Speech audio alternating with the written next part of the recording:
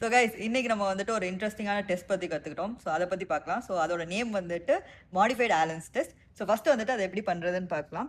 So first வந்துட்டு நம்ம radial and ulnar artery வந்துட்டு அக்ளூட் பண்ணணும். அக்ளூட் பண்ணக்கப்புறம் வந்துட்டு விக்ரஸாக கிளன்ச் பண்ணி நம்ம ஹேண்ட்ஸை வந்து ஓப்பன் பண்ணணும். So like for 10 times.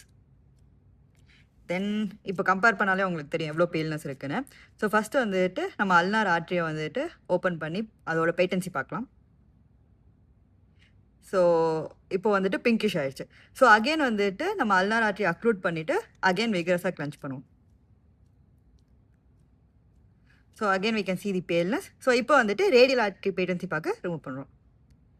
So flush ஆயிடுச்சு.